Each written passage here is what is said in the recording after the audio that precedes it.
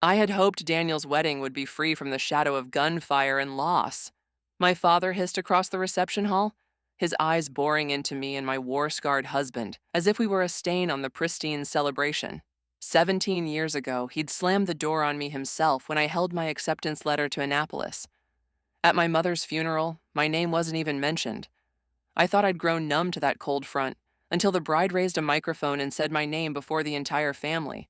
The whole hall rose to their feet in applause, everyone but him. In that exact moment, the steel wall he'd spent 17 years building began to crack. They thought I'd stay silent just like before, but the letter that arrived after the wedding changed everything. You won't believe what he wrote. Before we continue, make sure to subscribe and let us know where you're listening from in the comments below. 17 years. The number echoed in my head like a heavy, tolling church bell, drowning out the sweet, soaring notes of the string quartet. 17 years. 6,205 days. That's how long it had been since I'd last breathed the air of Virginia Beach, not as a Marine officer passing through a base, but as a daughter coming home. Though, if I was being honest, I wasn't sure I could call this place home anymore. The historic manor where my younger brother Daniel was getting married was something out of a dream. Towering arrangements of peonies and white roses scented the air with a cloying sweetness, mingling with the smell of fresh-cut grass after an afternoon shower. The golden late summer sun streamed through towering French windows, painting glittering streaks across the polished oak floors. People were laughing. Champagne flutes fizzed with tiny dancing bubbles, and the atmosphere hummed with a pure, unadulterated joy. It was a perfect picture, and I was the one detail that didn't belong. Jack gave my hand a gentle squeeze, his fingers, calloused from years of holding a rifle, lacing through mine in a silent, steadying gesture. He always knew when I needed an anchor. He leaned in, his warm breath tickling my ear. "You okay?" I nodded, forcing a smile that I hoped looked genuine. "I'm fine. It's just strange." "Strange is an understatement," he murmured with a faint smile of his own. "Feels like we're walking into a minefield without a map." I couldn't help but let out a soft laugh. Jack always had a way of downplaying things, even the most high-stakes situations. He was right. I'd faced down ambushes in Helmand, commanded hundreds of Marines in situations where life and death hung by a thread, but nothing could have prepared me for this particular minefield. A minefield by the name of retired Marine Colonel Cole Anderson, my father. And then I saw him. He was standing across the room near the bar, his back ramrod straight. Though his hair had faded to salt and pepper and the lines around his eyes had deepened, he still radiated an unmistakable air of authority. It was the same posture, the same way he crossed his arms over his chest, surveying the room like a general inspecting his troops. 17 years might as well have been the blink of an eye. For a heart-stopping moment, I was 17 again, trembling before him, my hands clutching the acceptance letter from the Naval Academy. Time had not softened him. If anything, it had honed his edges to a sharper point. He wasn't speaking to anyone, just watching, his silence creating an invisible perimeter of pressure around him. Relatives, old family friends, they'd approach him with a mixture of reverence and apprehension, then quickly drift away. They knew. Everyone knew the story of the eldest daughter who had betrayed the path her father had laid out for her. Jack and I stood there, two uniformed figures in a sea of tuxedos and evening gowns. My dress blues, with the silver eagle of a colonel gleaming on my shoulders, felt too formal, too rigid for the soft, focused joy of the room. It was a statement, an affirmation of who I had become, and I knew that to my father, it was a challenge. "We should go over," I said, my voice steadier than I felt. "For Daniel." Jack nodded, his eyes filled with understanding. "I'm with you." Every step toward him felt like wading through cement. The heels of my dress shoes clicked softly on the hardwood, a measured, controlled rhythm drilled into me by years of marching. I could feel the curious glances of the other guests. The long-awaited confrontation, 17 years in the making, was about to play out in the middle of Daniel's wedding. It wasn't fair to him. We stopped a few feet away. He didn't turn immediately. He made us wait, a familiar psychological tactic from a lifelong commander. Finally, slowly, he pivoted. His eyes were chips of ice. They swept over me without a flicker of emotion before landing on Jack. He looked my husband up and down, taking in his uniform, the rows of medals on his chest, and then his gaze returned to me. There was no welcome, no surprise, just a cold, vast emptiness. "Father," I said, the word feeling foreign on my tongue after nearly 2 decades. He didn't return my greeting. Instead, a smirk, thin as a razor's edge, touched his lips. He looked at me, then at Jack, then back at me, as if we were the embodiment of everything he despised. "I had hoped Daniel's wedding would be free from the shadow of gunfire and loss," he said. His voice wasn't loud, but every word sliced through the tension-filled air. It wasn't an admonishment. It was a verdict. It was aimed not just at my uniform, but at Jack, at the life I had chosen, at our love, at everything that had shaped me for the past 17 years. I felt Jack's hand tighten on mine, his knuckles turning white. I knew he was holding himself in check. Here was a man who had faced death, now standing here, enduring an insult from his own father-in-law. A familiar needle prick of pain lanced through my chest, a phantom echo of the 17-year-old girl's tears. But it was fleeting, quickly extinguished by a practiced calm. I took a deep breath, keeping my shoulders squared.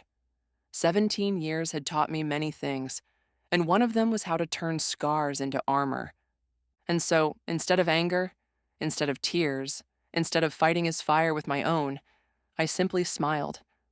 It was a small, perhaps weary smile, and one I knew he would never understand. Because to understand it, he and you would have to go back 17 years to the night Colonel Cole Anderson's little princess chose to fly away.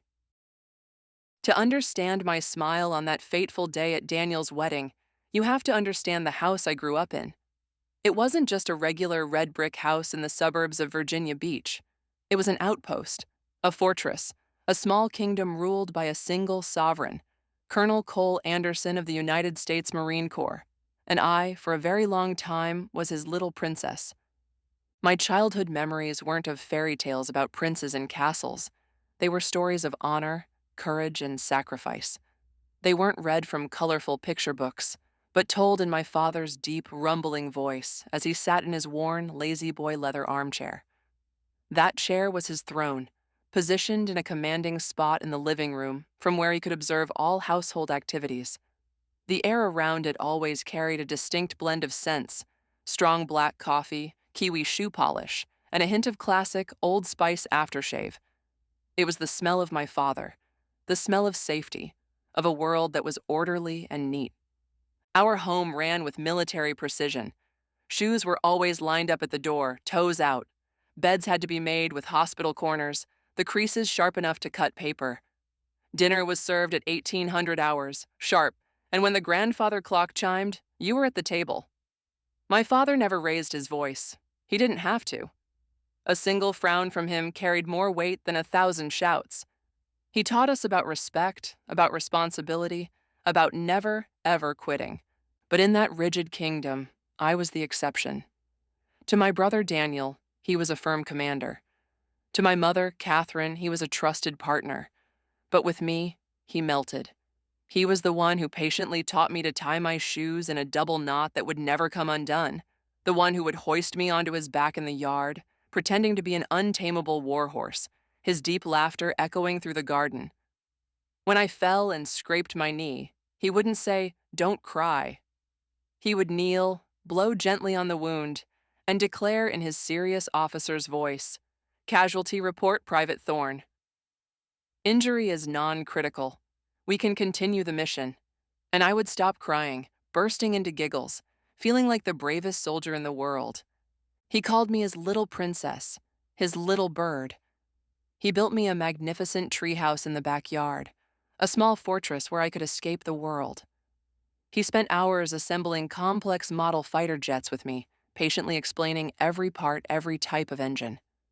His love was a warm, unshakable blanket that enveloped me.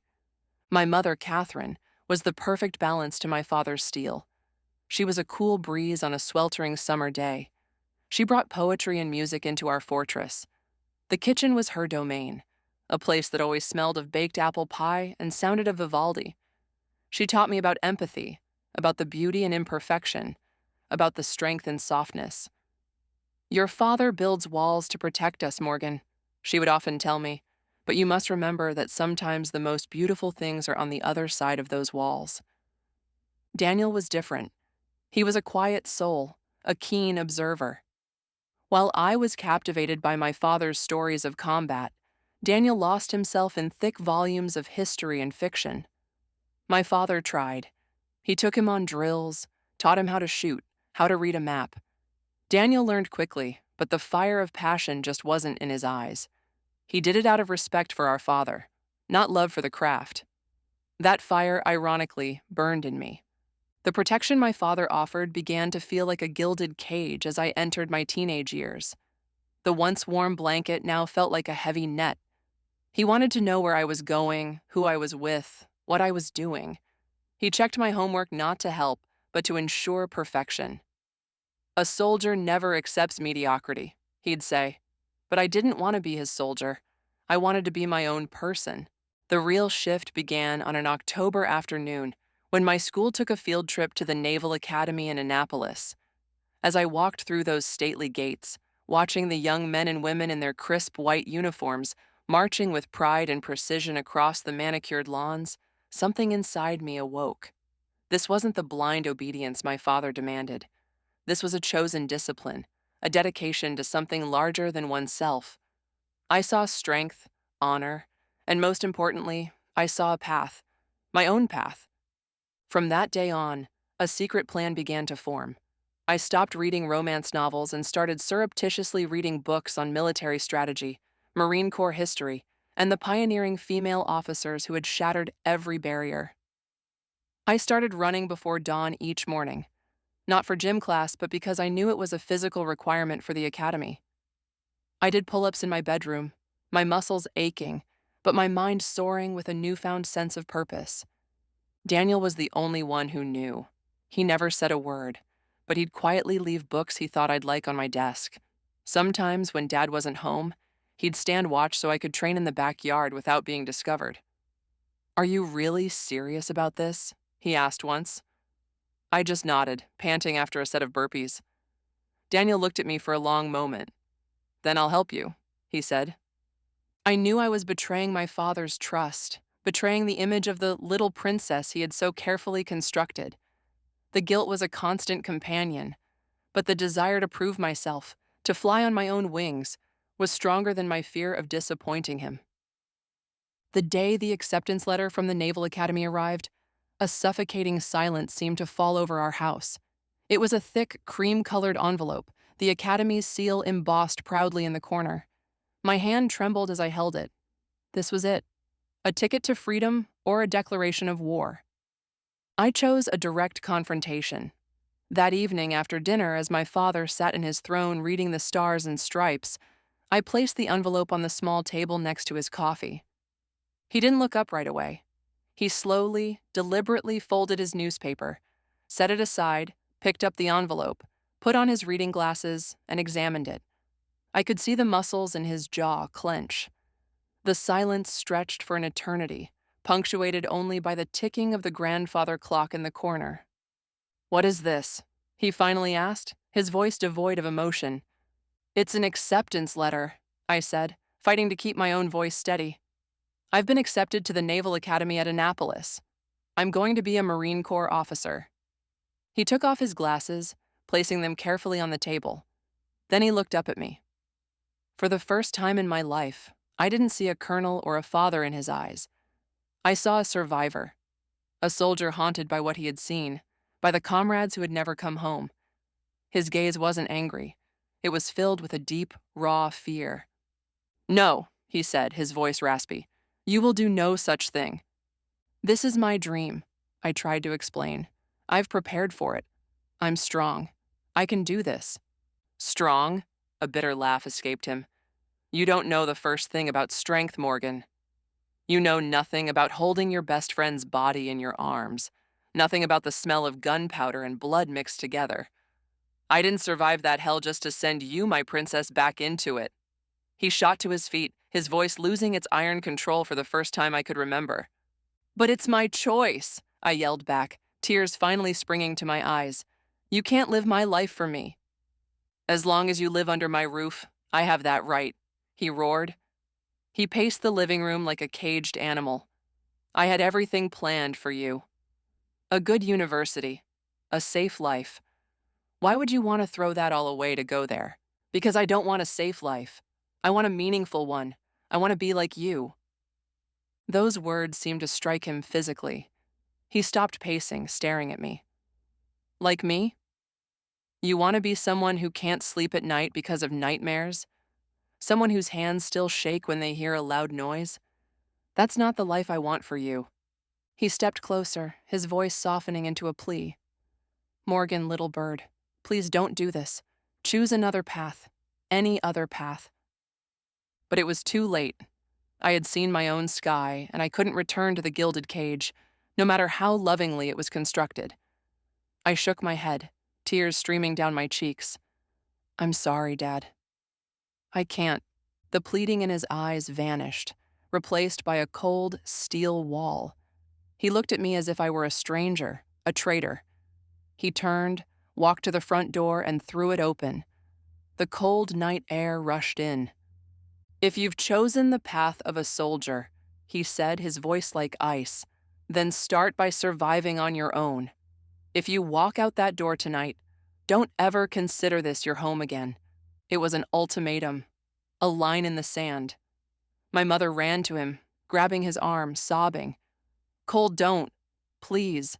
Daniel stood behind me, silent, but I could feel his support like a physical presence. But I knew nothing could change my father's mind, and nothing could change mine. Wiping my tears, I took a steadying breath, the breath of a soldier before battle. I walked to my room, packed a few changes of clothes, my favorite book, and the acceptance letter into a duffel bag. When I came back down, my mother was waiting at the bottom of the stairs. She pulled me into a fierce hug, one that seemed meant to transfer all of her strength into me. She pressed a thick envelope of her savings into my hand. "Fly high," she whispered through her tears, repeating the words she'd always told me, "but promise me you'll be safe." I nodded, unable to speak. I looked toward my father. He still stood at the open door, his back to me, a rigid, lonely silhouette.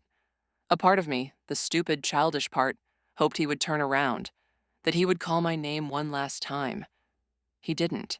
His back was a wall of stone. I walked past him, the air around him frigid. The moment my foot crossed the threshold, I felt the shift. The cold night air of Virginia Beach hit my face, carrying the scent of salt and a terrifying freedom. I didn't dare look back. And then the door slammed shut behind me. The sound wasn't just wood hitting a frame. It was an explosion, a final clean break. It was like a mercy shot, ending my old life. For a moment, I stood frozen on the porch, the duffel bag heavy on my shoulder. The warm light from the living room spilled out the windows, illuminating the space where my family still was. But I was now outside, in the dark. I was utterly alone. Fear tried to creep in, but something else, something stronger, rose to meet it. Resolve. The tears had dried on my cheeks. I tightened my grip on the bag's strap, took a deep breath of the salty air, and turned my back on the only home I had ever known. That night, I didn't just leave a house. I began the journey to find my own sky. The sky over Virginia Beach that night was vast and star-filled, but I had never felt so small, so alone. Each step on the cold pavement took me further from the warm glow of my house, and it seemed from the person I used to be. I spent that night on a bench at a bus station, my duffel bag for a pillow, the Naval Academy acceptance letter tucked safely in my pocket like a talisman. My father's silence became my motivation. His fear became the fuel for my resolve. My years at Annapolis were a trial by fire, a crucible designed to melt you down and forge you into an officer. The academy was a world built on precision, discipline, and relentless pressure. It was harsher than anything my father had ever imposed, but with one crucial difference. Here, the discipline was a choice. Every pre-dawn reveille, every mile run in the biting Maryland cold, every push-up until my muscles screamed, It was all an affirmation of the path I had chosen. I was no longer a little princess who needed protecting. I was a midshipman, earning my place among thousands of others who had made the same choice.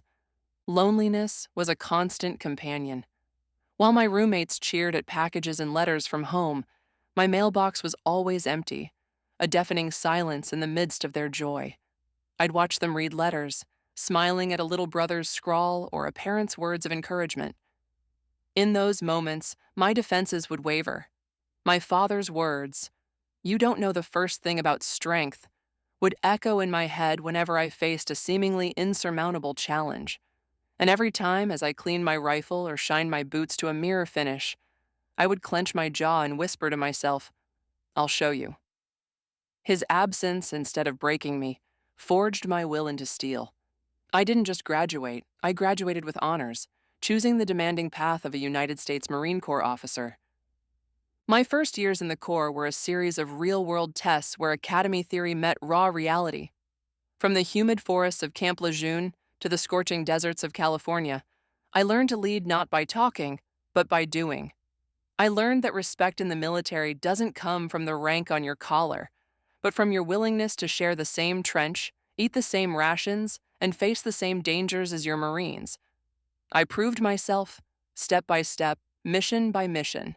But the greatest test was yet to come, in a place where the sky held no stars, only dust and fire.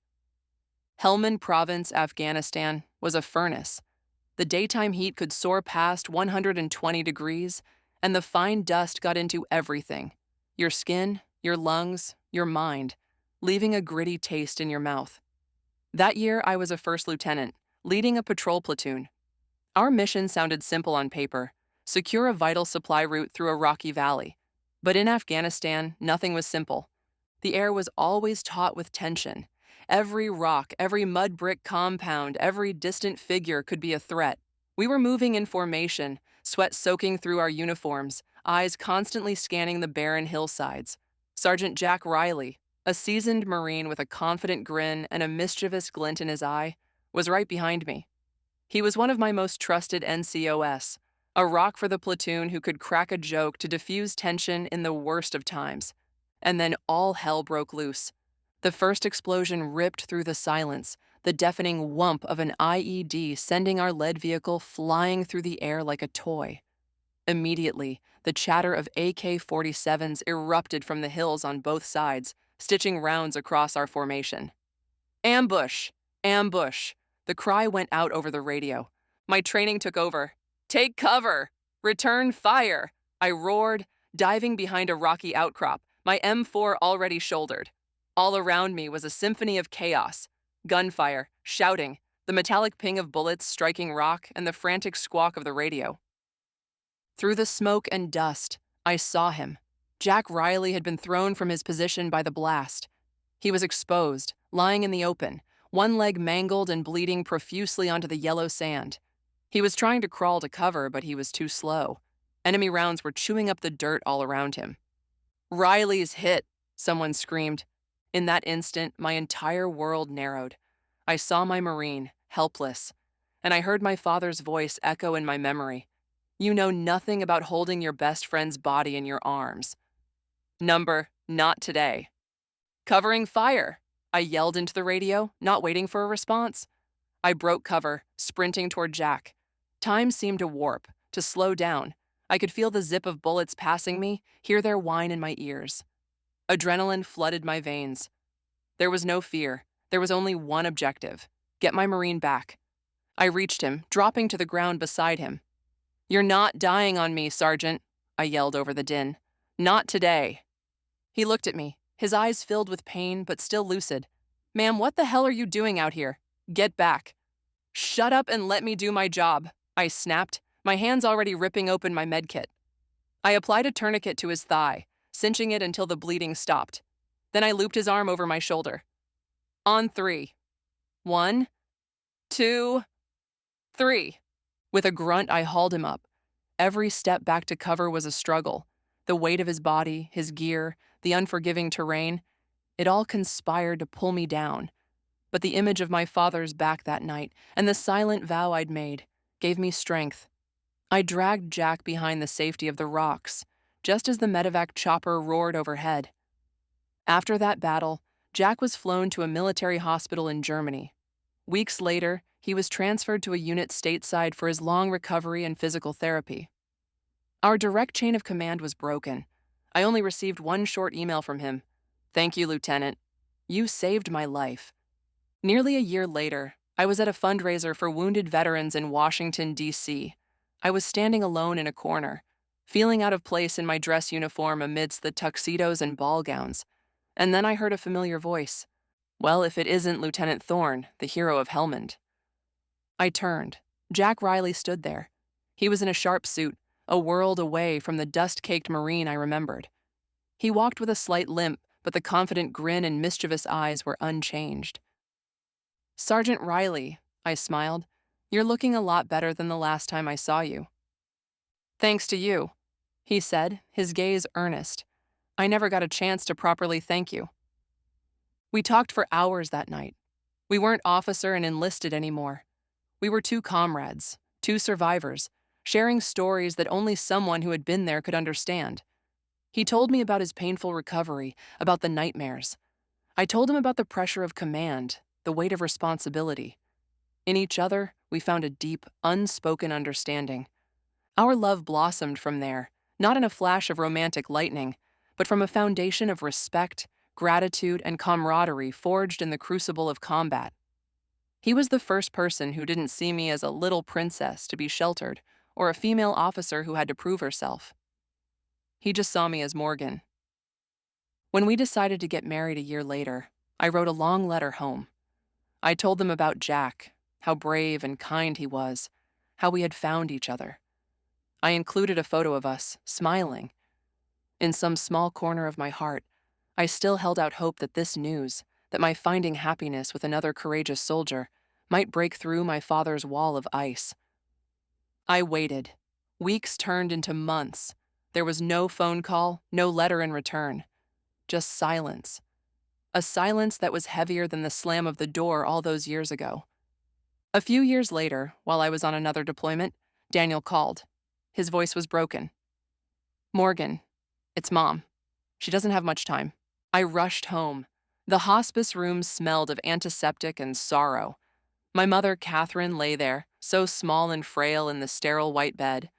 Cancer had taken her hair and her vitality, but it couldn't touch the gentle light in her eyes when she saw me. My father stood in the corner of the room, a silent, distant figure. He wouldn't look at me, wouldn't speak a word. In Mom's final days, I sat by her side, holding her hand, reading her favorite poems. My father kept his distance, his silence a tangible, invisible accusation. At the funeral, I wore my most formal dress blues. I stood at attention, a Marine officer paying final respects to an extraordinary woman. My father, Colonel Cole Anderson, delivered a powerful eulogy for his wife, speaking of her kindness and her sacrifice. But through the entire service, he never once looked in my direction, never mentioned my name, as if his eldest daughter simply did not exist. His silence on the day of my mother's funeral carved the wound deeper, and I thought then that the chasm between us was permanent. Time marched on. Jack and I continued to serve. I climbed the ranks, captain, major, lieutenant colonel. Each time, a part of me was tempted to send word home, but I stopped. The wall of silence had become a feature of my life, a scar I had learned to live with. Until one Tuesday afternoon, 17 years after the night I left. My phone rang. It was Daniel. "Morgan." His voice was bright and excited, a stark contrast to our last call. "I'm getting married." A real smile spread across my face. "Congratulations, Daniel. I'm so happy for you." "Thanks," he said, then hesitated for a beat. "And Sarah and I, we really want you to be there. You and Jack."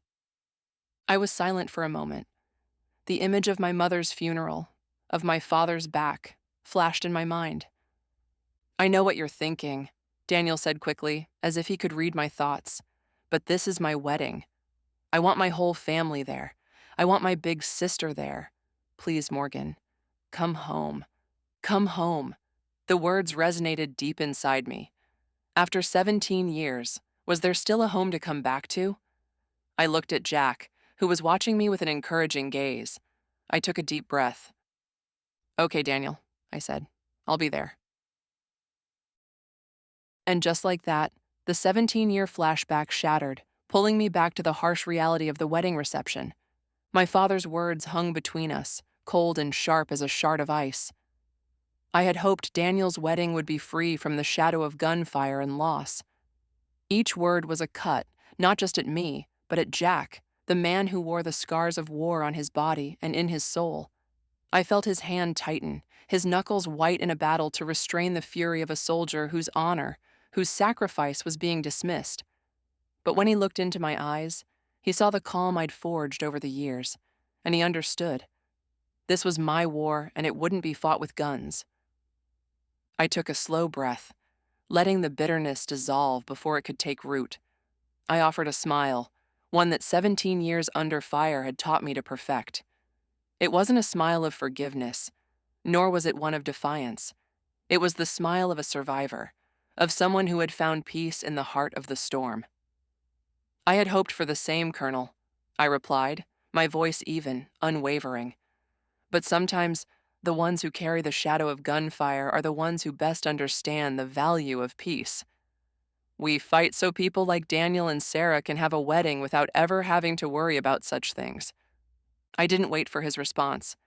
Taking Jack's hand, I gave my father a crisp, formal nod, the kind one officer gives another, and we turned and walked away, leaving him alone with the venom of his own words. We found an empty table in a far corner, a vantage point from which we could watch Daniel and his new bride, Sarah, radiant with happiness. My brother looked so handsome in his suit, his smile so wide it seemed to light up the entire room. Seeing his joy, I knew coming back had been the right decision, no matter the cost. As dinner was served and the chatter grew louder, I tried to immerse myself in the celebration. I spoke with relatives I hadn't seen since I was a girl, politely but guardedly answering their curious questions about military life. But through it all, I could feel my father's eyes on my back, a physical weight. He hadn't moved from his spot, a ghost from the past standing sentinel over the family's happy present. Then the music softened. Sarah, ethereal in her white gown, stepped onto the dance floor with Daniel. After their romantic first dance, Daniel stepped back, ceding the floor to his new wife. Sarah took the microphone, her smile a little nervous but her eyes shining with determination. I knew my new sister-in-law was a strong woman, but I was not prepared for what came next. "Hello, everyone," Sarah began, her clear voice carrying across the hall. "First, Daniel and I want to thank all of you for being here to share the most important day of our lives." She paused, taking a deep breath, and her eyes found mine. "Today is about two families becoming one. And when we talk about family, we often talk about sacrifice and courage. Tonight, I want to take a moment to honor someone who embodies both." The room fell silent. I felt my heart begin to pound against my ribs. Jack's hand covered mine, a quiet reassurance. "I want to honor my new sister-in-law," Sarah continued, her voice now steady and full of pride. "A woman who has dedicated 17 years of her life to serving this country. A commander who bravely ran into enemy fire to save the life of one of her soldiers. A soldier who, as luck would have it, became her husband. Would you all please stand with me to welcome home Colonel Morgan Thorne?"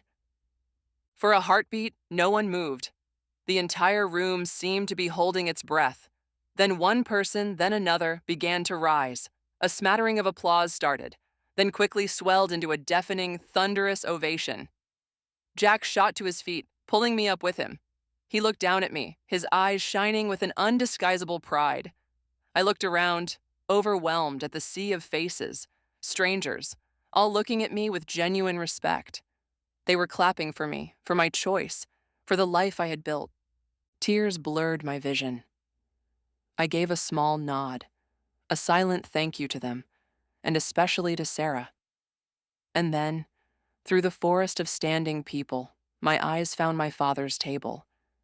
He was the only one still sitting. He wasn't looking at me.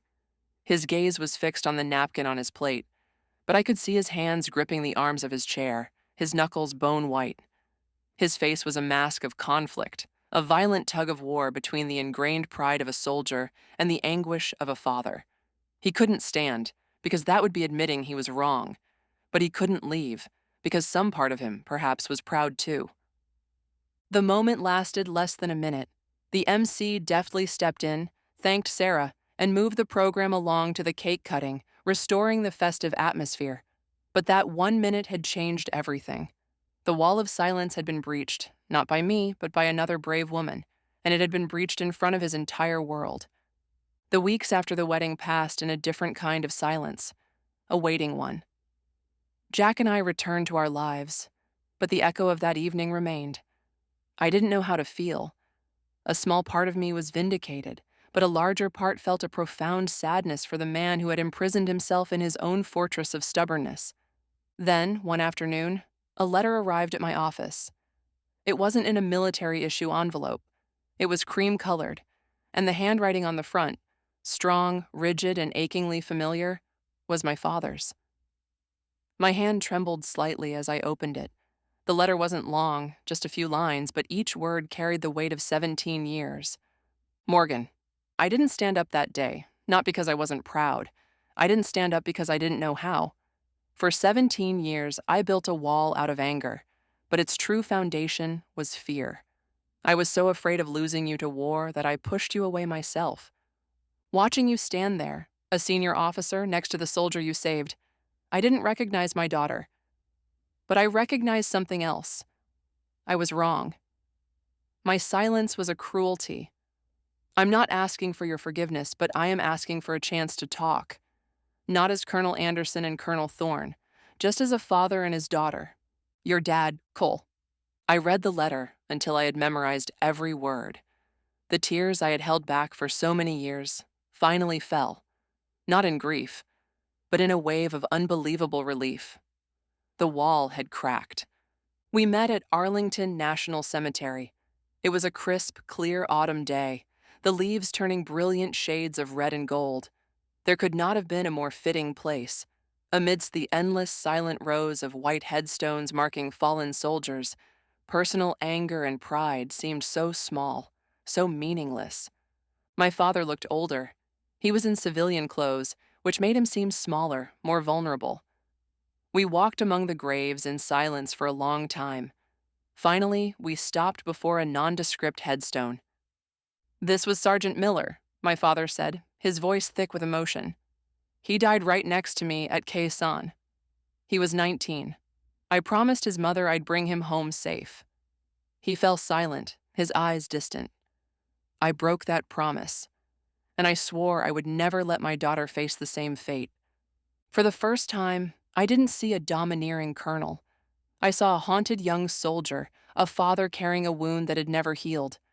I told him about my path, about the challenges, about Jack, about the Marines I had led. I told him how the lessons of honor and responsibility he had taught me were the very things that had kept me alive and made me a better leader. We talked for hours, unburdening ourselves of 17 years of weight. No formal apologies were made. None were needed. The understanding in each other's eyes was enough. As we prepared to leave, my father stopped. He looked at me, a look that held everything he hadn't been able to say for nearly 2 decades.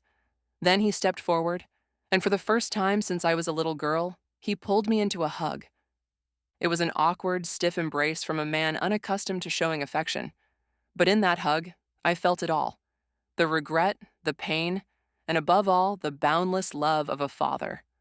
The wall of ice had melted completely. 2 years after that reunion, at a formal ceremony in the Pentagon, I stood at attention, my heart pounding. The room was filled with high-ranking generals, but my eyes were on 2 men in the front row. When my name was called, promoting to the rank of Major General Colonel Morgan Thorne, my father and my husband rose together. Jack, grinning, took the first silver star. My father, Colonel Cole Anderson, his hands trembling slightly with emotion, took the second. They approached together, flanking me on either side. I felt Jack's warm hand and my father's steady one as, together, they pinned the stars to my collar. In that moment, the 3 of us were one. I looked up and caught my reflection in the polished dress shoes of a general standing opposite me. I saw an officer, a wife, and a daughter. And this time, when I glanced at my father, there was no wall. There was only infinite pride shining in his eyes, as bright as the new stars on my shoulders. The wall had fallen, and at long last, the little princess was home. If you found this story compelling, please like the video, subscribe, and share your thoughts in the comments. To listen to the next story, click the video on the left. Thanks for listening.